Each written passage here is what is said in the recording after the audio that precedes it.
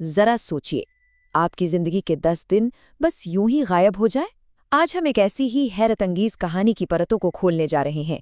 एक आदमी रहस्यमयी ढंग से लापता हो जाता है और जब लौटता है तो एक ऐसी कहानी सुनाता है जो दुनिया को हैरान कर देती है। तो कहानी शुरू होती है फरवरी 1989 में न्यूजीलैंड से।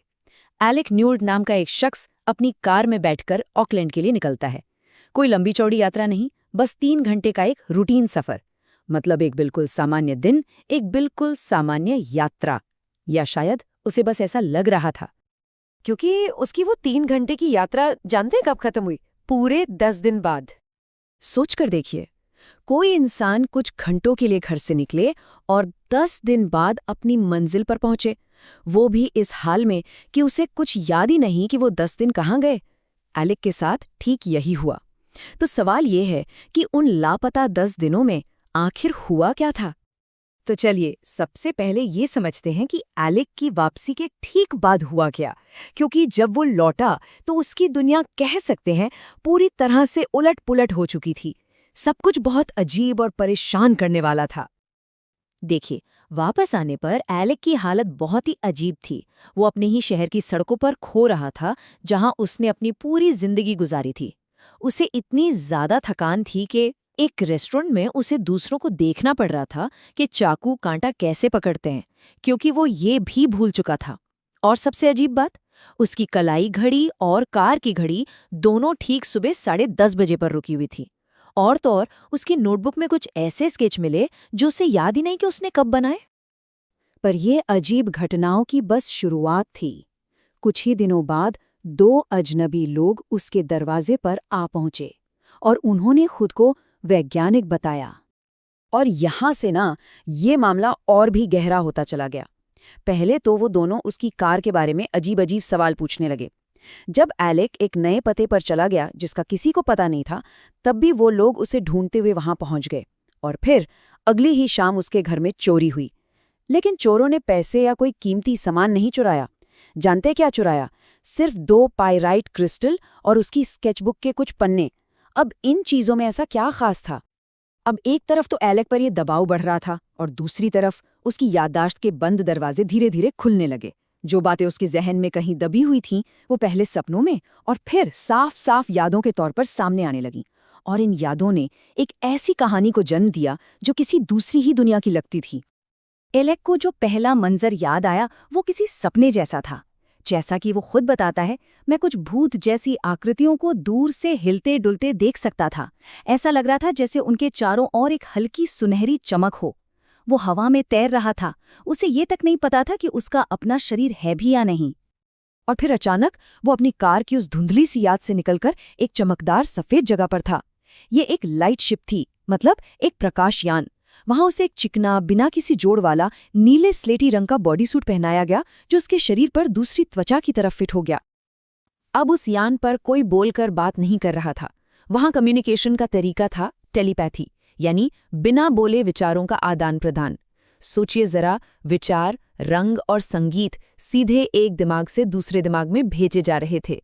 भाषा की कोई जरूरत ही नहीं थी, तो भला गलतफहमी की गुंजाइश कहाँ से होती? अब हम आते हैं इस कहानी के सबसे सबसे चौंकाने वाले हिस्से पर। एलेक की मुलाकात वहां जीना नाम की एक गाइड से हुई, जिसने उसे मानवता के उस गुप्त इतिहास के बारे में बताया जो हमारी किताबों में कहीं नहीं लिखा है। जीना ने जो पहली बात कही वो हमारी पूरी समझ को हिलाकर रख देने वाली थी। उसने कहा, विकास जैसा तुम लोग समझते हो वो एक मिथक है। बदलाव कभी धीमे नहीं होते, लेकिन वो हमेशा एक योजना के तहत होते हैं। इसका सीधा सीधा मतलब ये था कि हमारा विकास कोई प्राकृतिक प्रक्रिया नहीं, बल्कि एक डिजाइन था। तो जीना के मुताबिक हमारी कहानी कुछ इस तरह है। एल्डर्स नाम के प्राचीन एलियंस ने हमें इंसानों को बनाया। वे हमारे विकास पर नजर रखने के लिए यहीं पृथ्वी पर रुके। उन्होंने हमें ज्ञान के बीज भी दिए, जैसे कि गीजा के पिरामिड में छिपी तकनीक। लेकिन फिर एक अंधेरी शक्ति आई जिसने हमारे डीएनए में बदलाव कर दिया और हमें विकास की दौड़ में हजारों साल पीछे धकेल दिया। इसका मतलब साफ है, यहाँ 2 तरह की ब्रह्मांडीय ताकतें काम कर रही हैं। एक तरफ हैं एल्डर्स, हमारे बनाने वाले, जो हमें ज्ञान की ओर ले जाना चाहते हैं, और दूसरी तरफ है वो अंधेरी शक्ति जो डर और नियंत्रण पर जीती है। जीना के मुताबिक ये अंधेरी शक्ति ही है जिसने समाज में कानून और नियमों के जरिए एक बनावटी डर पैदा किया है। तो सवाल ये उठता है कि क्या हमारे समाज के नियम और कानून असल में हमें नियंत्रित करने के लिए बनाए गए हैं? तो फिर सवाल ये उठता है कि एलेक को अगवा क्यों किया गया? असल में इसका मकसद एक संदेश देना था, एक ऐसा संदेश जो एक नए गठबंधन, एक नई पार्टनरशिप की पेशकश कर रहा था। और ये पेशकश थी को-इवोल्यूशन यानी सह-विकास की। ये एक तरह की पार्टनरशिप थी। वो हमें उस अंधेरी शक्ति से लड़ने में मदद करेंगे और बदले में हमें उनके साथ पृथ्वी के कुछ संसाधन साझा करने होंगे ताकि दोनों नस्लें एक साथ मिलकर आगे बढ़ सकें। और मदद के तौर पर एल्डर्स कुछ ऐसी अविश्वसनीय टेक्नोलॉजी देने को तैयार थे। जरा सोचिए, अंतहीन शक्ति, मतलब कोई प्रदूषण नहीं, कोई ऊर्जा संकट नहीं। फिर डायमेंशनल स्लिपिंग यानी समानांतर आयामों के बीच आने जाने की क्षमता, समय और स्थान की सीमाओं से परे। और ऐसे लाइट शिप जो जमीन पर उतरते ही ऊर्जा इकट्ठा करने के लिए पिरामिड का आकार ले लेते हैं। लेकिन इस शानदार पेशकश के साथ एक बहुत ही गंभीर चेतावनी भी जुड़ी थी कि भविष्य में पृथ्वी के आसमान और समंदरों में उस अंधेरी शक्ति के खिलाफ एक बहुत बड़ी लड़ाई लड़ी जाएगी और हम इंसानों को इसके लिए तैयार रहना होगा। तो अब जब एलेक को ये सब याद आ गया तो उसकी वापसी के बाद हुई वो सारी अजीब घटनाएं ज्यादा मायने रखने लगीं। उसकी अविश्वसनीय कहानी का सामना अब धरती पर एक असली साजिश से हो रहा था। और ये साजिश दिन ब दिन गहरी होती जा रही थी। पहले वो 2 वैज्ञानिक आए, फिर उसके घर के बाहर एक कार में 2 लोग रोज उस पर नजर रखने लगे। बाद में उन्होंने खुद को CIA का एजेंट बताया। जब एलेक ने उनकी मदद करने से मना कर दिया तो उसे चोरी की कारों के एक झूठे केस में फंसा दिया गया। और आखिर में CIA ने उसके सामने एक डील रखी, अपना नाम साफ करवाना है तो वो सब कुछ बताओ जो तुमने सीखा है। तो संक्षिप्त में कहें तो एलेक न्यूल्ट की पूरी कहानी इन 5 बातों पर टिकी है।